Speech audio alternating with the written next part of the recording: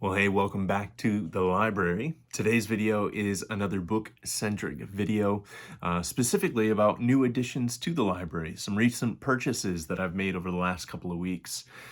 In the BookTube community, this is called book hauls, and I enjoy watching these kind of videos because I typically stumble across new volumes that I wouldn't have otherwise come across. And perhaps some of you might find some fresh reading in the list today. Another thing is, I just think that book hauls and the things that we are purchasing to put on our shelves say something about the studies that we want to dive into, the person that we want to become, what it is that we're hungry to learn about. So I think that this might be a good introduction to some of the ways that I'm building out the shelves behind me. I'm just gonna jump in. So over the last 2 weeks, I've had a couple trips to my favorite place on the planet, I think.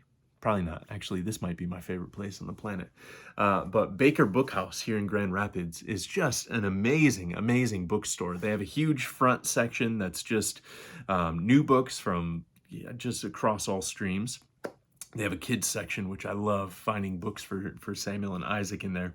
But then they have a Baker academic section, specifically a bargain academic section. And then they have a huge used warehouse, and all of it is Christian reading. And you find some things for a great, great steal of a deal.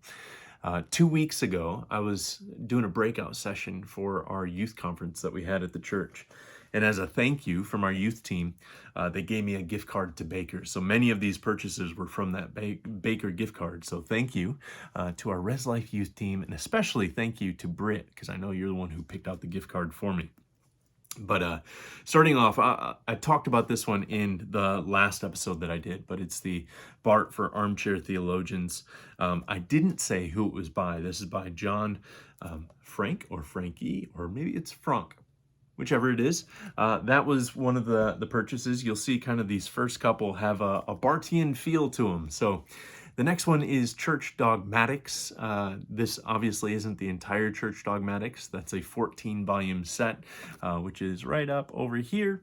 But this is kind of a reader's edition, a compiled editing down in a abridged version to be able to dive into the multi-million word kind of set in a little bit more of a concise way, 250 pages. So I got this, again, last time I said that I've been diving into Bart's thought process, and just excited to have an abridged dogmatics to be able to dive into. Another Karl Barth, I actually had a copy of this, but I picked it up because this one was only $3, and I can't pass up good books that have influenced me. This is called The Humanity of God, and it's specifically talking about the outworkings of Christ's incarnation. One of the big moves that he does in the second chapter here is he says, God in Jesus Christ has willed that he would not be God without us. Kind of a big statement, but he really backs it up in these lectures. So 3 different lectures broken into 3 different chapters. The first one is kind of a take it or leave it. He's interacting with a lot of German liberalism of the day, and I just don't know the context of that conversation. But starting into the second chapter, the humanity of God, and then the third chapter, the gift of freedom, and then subtitle, Foundations of Evangelical Ethics. Just fantastic, absolutely, just deep and great gold within these pages. So I've read this a couple times and went through it with a good friend of mine, Brian Miller. So I had to pick up the extra copy of that. Kind of playing into some of Karl Barth's studies into the church fathers, the patristics. I found a 2-volume set called The Early Church Fathers and the Latter Church Fathers by Henry Bettinson. And this is just a collected works of the church fathers. I have a lot of different collected works, but one of the things that I try and do is I gather various different translations, because many of them were either in Greek or Latin. So being able to have multiple translations kind of helps to get to the heart of what they're saying. So great volumes. This one had a little bit of a bend in the spine, so it was nice and cheap, but no markings in these. I love finding used books that are still kind of fresh and and ready for me to do the markings in it. That's another thing with these is I feel much more confident of marking in these versus the large church fathers set over here. That's a little bit more pricey than a couple books like that. So carrying on with the church fathers, I'm just going to kind of keep running through these. I want to try and keep this maybe 15 minutes or less. But Athanasius, this is specifically his works on the biography of St. Anthony and then the letters to Marcellinus. But Athanasius is one of my all-time favorite church fathers. He wrote the great work called The Incarnation, or On the Incarnation, which I recently found out he was 19 years old when he wrote that. And it is one of the most crucial early church documents in helping to keep right understanding on Christ and Jesus and the outworking of both his divinity and his humanity. It's absolutely brilliant for anybody out there that wants to dive into the church fathers. Athanasius's On the Incarnation is a great place to start. It's very readable. But he is one of the doctors of the church. He's such a key figure within the early church, specifically late 200s, early 300s.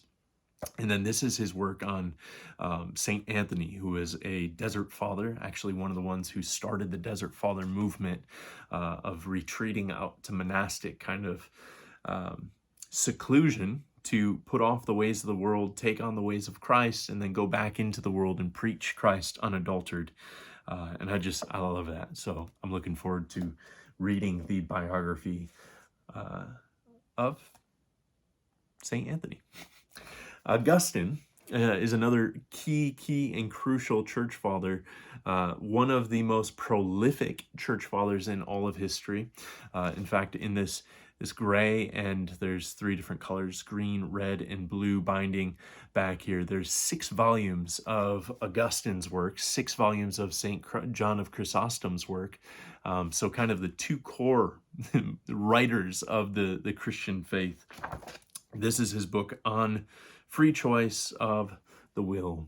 It'd be interesting to put this one up against Karl Barth's kind of movement for the free choice of the will and see how the two kind of interact with each other. But Augustine is just one of those figures that you can't not interact with. He is just, I mean, the Protestant air that we breathe today is very Augustinian.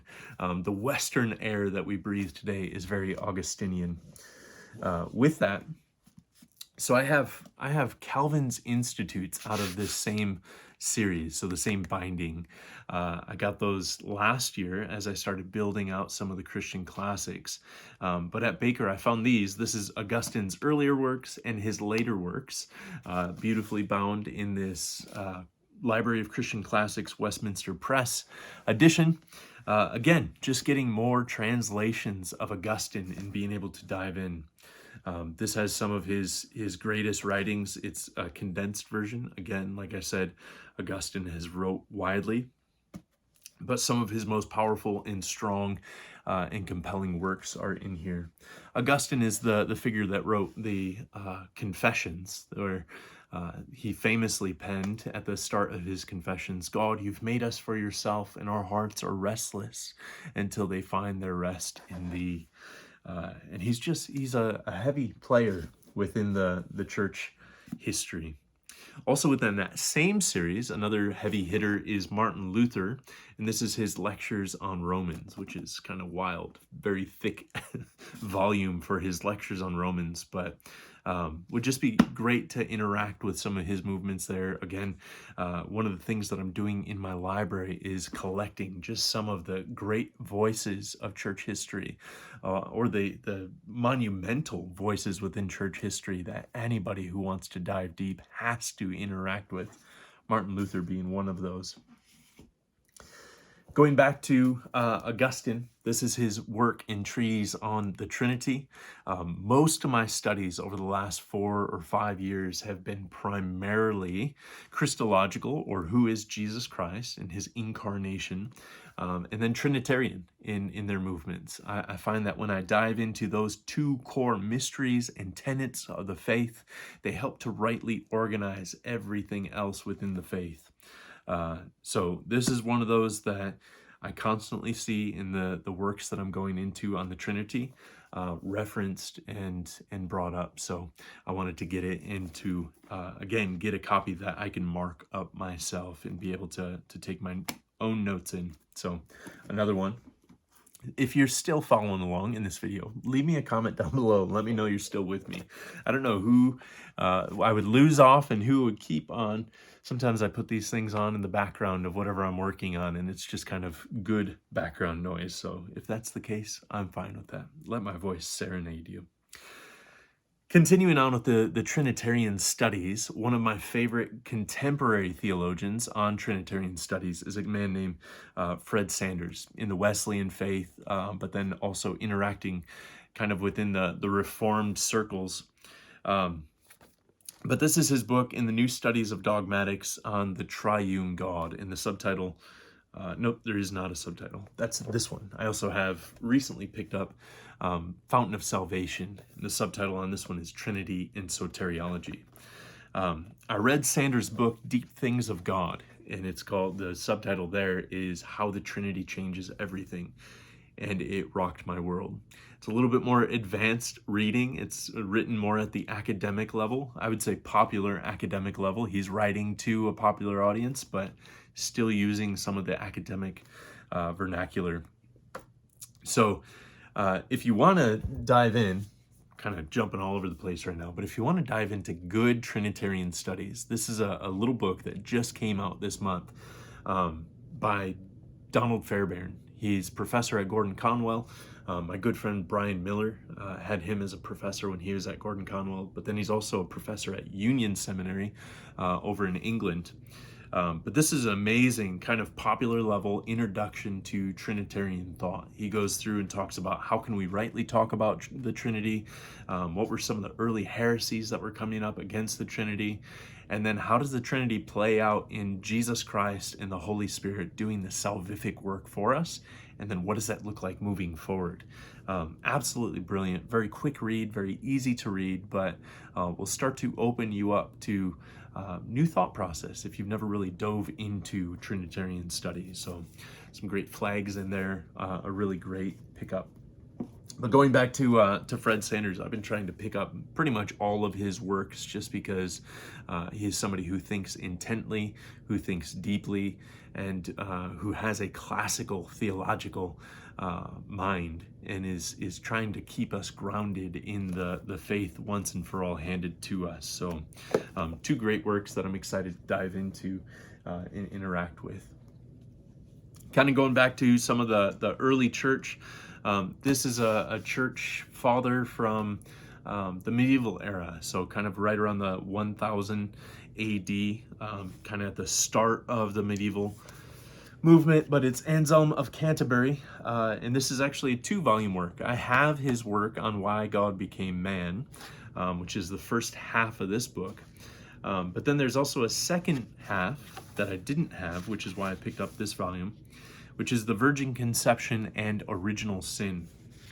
So Anselm is, I'll talk about it here in a minute when I read off some of the contents of another book that I picked up, but Anselm is big into substitutionary atonement, Christ dying in our place. And I was having a dialogue yesterday morning, or no, 2 days ago, Saturday morning, with a Reformed thinker and an Eastern Orthodox thinker on Twitter.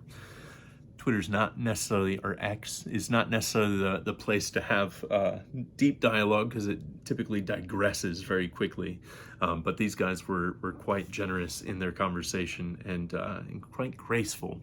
But they were both kind of pointing to Anselm, and I realized that I don't have as good of a grasp on Anselm as I thought I may have. So I picked this up when I was at Baker on Saturday, and again, just a edition that has no markings in that I'm excited to mark up and put marginalia in the margin here where I annotate it, flag it up, and just dig deep and see what his thoughts are and hold them into conversation with some of the other thoughts. With that, a great book that I picked up, I went into Baker this Saturday looking for this book and I actually found it in the bargain section for $9.99. But it's called Mapping Atonement, the Doctrine of Reconciliation in Christian History and Theology from William Witt. So he does something pretty incredible in this, to where he kind of lays out the development of atoning thought throughout the ages. So he starts off with chapter 1, Atonement as Incarnation, and he's interacting with Irenaeus and Athanasius, two of my all-time favorite church fathers. Irenaeus being the disciple of Polycarp, Polycarp being the disciple of John, the disciple in whom Jesus loves. So very close to the source material, very close to the time of Christ. So I always find it very interesting to dive into how are they thinking about Christ's work on the cross and what that meant for us. A lot of the works that I'm writing on right now are interacting with both Athanasius and Irenaeus. Chapter 2, Atonement as Christus Victor, the Church Fathers, and Gustav Aulin. I do have Gustav's book on Christus Victor. I have not read it yet, but have read it in some of the different church fathers. So excited to see how he breaks that chapter down. Atonement as Satisfaction. Again, Anselm of Canterbury, who I was just talking about. It's that kind of Jesus standing in our place and satisfying the thing that the rip and mend the division between us and God. Atonement as Divine Love, Peter Abelard, who I'm not familiar with, and the Wesleys, who I'm very familiar with. Atonement as Fittingness, this chapter 5, Thomas Aquinas. I'm not too familiar with Thomas Aquinas' movement on the atonement. I have his Summa Theologia back here, 5-volume set, but haven't really dove into some of Aquinas' outworkings. Atonement as Penal Substitution, John Calvin, Charles Hodge. Atonement as Moral Example, Hastings Rashdale. Again, not too familiar, though I can kind of read into the title, Atonement as Moral Example, and see what he's talking about there. And then Atonement as Reconciliation, and that's Karl Barth. So a lot of the figures that I'm already interacting with are showing up in here, and it'll be interesting to see how William Witt kind of brings all those together, holds them in tension, and different movements like that. So stuff like this, this is the kind of stuff that keeps me up at night and just drives me forward in my own personal studies. I was listening to an interview, I think last week, maybe 2 weeks ago, by a guy named Oliver Crisp, who does a lot of work with Fred Sanders. Again, a Trinitarian theologian of contemporary time. And the interview was asking him, who are the contemporary theologians and writers that you've been really enjoying interacting with? And he had brought up Grant McCaskill, specifically this book, Living in Union with Christ, which just this whole idea of union in Christ has also been one of those areas that I've been diving into and searching out. So excited to dive into this one. I don't really know much of what he's working on in here, apart from the fact that it's union, and apart from the fact that Oliver Crisp, who I greatly respect, recommends him highly. So as far as theological readings, those are it. I want to give you a couple fun ones that I found at a thrift store. It was half off, so I just couldn't help but to pick these up. First one is Symbols of the Christian Faith. Art is a crucial part of my faith walk and a crucial part of even my life. I love working out theological concepts through beauty, receiving them through beauty. I have various artworks up in the office here. My office at work is riddled with art. Upstairs, we got some beautiful Rembrandts. My wife is an artist. We are just steeped within the artistic world. And this book specifically goes through the various different symbols through the faith. Our faith is a very symbolic faith. You think about the cross and even the fish. We've taken these symbols on and we use them as signposts to point to great realities. So a book like this helps to kind of break down Christian artwork through the ages, which is cool and exciting to be able to dive into and see some of these things. Also within the sphere of art is The Contemplative Vision. This is called A Guide to Christian Art in Prayer by Juliet Benner, who is David Benner's wife. I had no clue about this book. I just so happened to find it at the thrift store. But David Benner, I've actually read some of his different devotional writings, and they're just beautiful and brilliant and very poetic in nature themselves. So to see that his wife is doing some work within the artistic realm in Christianity is very exciting. So a great find. And then lest anybody think I don't pick up, fiction or different things like that. So this side here on the office is all theology, church history, stuff like that. There's some theology over here, but this is primarily classic literature. Up top is kind of the Inklings, so I have a lot of J.R.R. Tolkien and C.S. Lewis, and then down here is poetry and philosophy. So there are other things than theology in the space here. H.G. Wells' The Invisible Man, I did not have this in my classics section. So this is just the Dover Thrifts edition. If I find a better edition, I'll probably pick it up to have a more beautiful copy, but to be able to dive into some of that. Ernest Hemingway's The Snows of Kilimanjaro and Other Stories. Ernest Hemingway is one of those authors that you constantly hear talked about by other authors for just the brevity and the just the beauty of his writing. It's very straightforward from what I understand. So I haven't done any reading in his. I have his complete short stories collection, which probably has those in it. But to have a little pocket edition to be able to throw in the pocket and dive into is fun. And then the last book I'll talk about today is another fiction. This one I've seen at various different thrift stores, and I didn't pick up until I saw it this week with the half off. So I think I got it for 75 cents. But the Wiley O'Reilly Irish Country Stories by Patrick Taylor. Last weekend was St. Patrick's Day, and I was doing a deep dive into St. Patrick's story, and it was just drawing me back to my roots. My last name being Mayo. My family, I was adopted, but the Mayo tradition goes all the way back to the county of Mayo in Ireland. So kind of leaning into that in St. Patrick's Day and thinking through some of that was really kind of awakened me up to my Irish roots. So picking up this, hopefully it'll be an enjoyable read. If you've ever read this, let me know. Or any of his other books. I'm not even familiar with them. It just sounded good. So yeah, let me know your thoughts down below. If you've read any of these books before, I'd love to hear what your thoughts are on them. And then, like I said at the beginning of the video, let me know what you're reading down below. Let me know what you've picked up recently for your shelves. I would love to interact with that and just hear from you. So again, thank you for swinging by the office, the library, whatever we want to call it. I'm still working out how I'm going to start and close these videos, but let me send you off with a blessing. May you go in the love of the Father, in the grace of the Son, and in the fellowship and power of the Holy Spirit. God bless you as you go into your week. Thanks for swinging by. I'll see you next time. Peace.